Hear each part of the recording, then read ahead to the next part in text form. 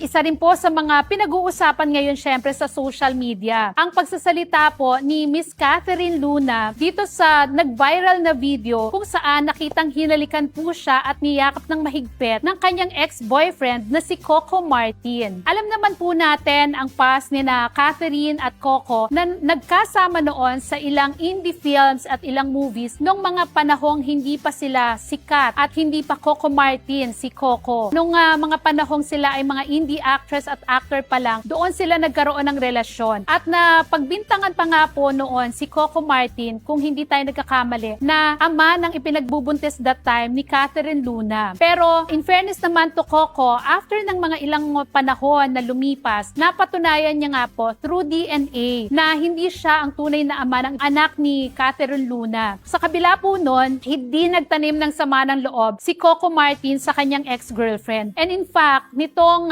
maganda na ang kanyang buhay at nabalitaan niya nga po ang nangyari kay Catherine Luna. Pinagamot niya pa si Catherine nang malaman niyang nagkaproblema sa mata at kinuha niya pa nga po sa Batang Quiapo that time nang malaman niya po nga kailangan ni Catherine Luna ng pagkakakitaan at doon po natin nahanga ng Sang Coco Martin dahil sa kabila po ng hindi magandang mga ibinato sa kanya that time na pinagbintangan siya at di umano ay tinatalikuran niya ang kanyang responsibilidad sa anak kay Catherine Luna ay hindi po siya nagalit. At ngayon nga ay tinutulungan pa nila ni Julia Montes ang kanyang ex-girlfriend. At nakakatuwa po yung revelation ni Catherine Luna dahil doon nga ay kinuwento niya na bago pala naganap yung pagkikita nila ni Coco ay nauna palang gumawa ng mas magandang gesture itong si Julia Montes sa kanya. Na nung pagdating pa lang daw niya dun sa venue ng kanilang story conference at nakita siya ni Julia ay agad itong tumayo at niyakap siya. Binati siya at sinabing mabuting araw at tinanggap niya yung kanyang role dito sa bagong serye ni na Coco at Julia na si Gabo. At dito nga po sa kanyang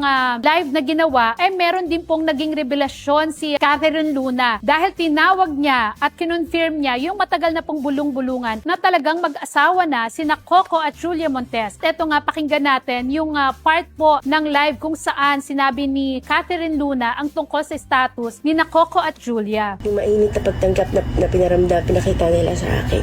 Walang katumbas na kahit ano man yun. Nagpapasalamat po ako sa mag-asawa. Nagpapasalamat po ako.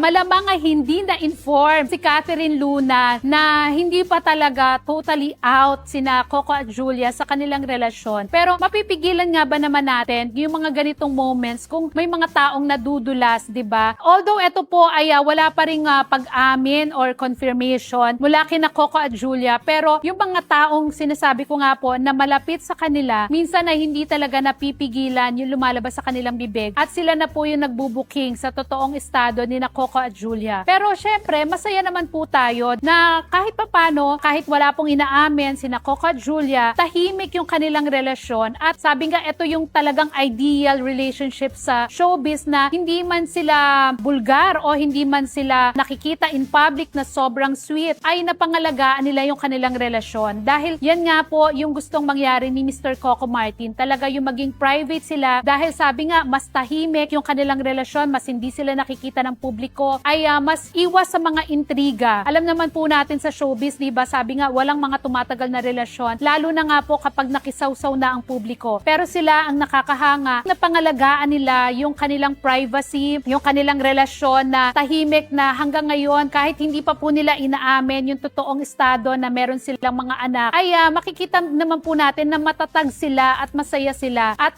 kahit hindi po natin nakikita yung sinasabing mga bata in public at meron pang mga naaawa na bakit daw itinatago pa rin, buhay po nila yon. Yun yung choice nila. At tayo bilang mga taga-suporta, kung totoong mahal natin sila, diba, tanggapin na lang natin at abangan na lang natin kung kailan magiging ready sina Coco at Julia na aminin naman in public yung kanilang pagiging pamilya.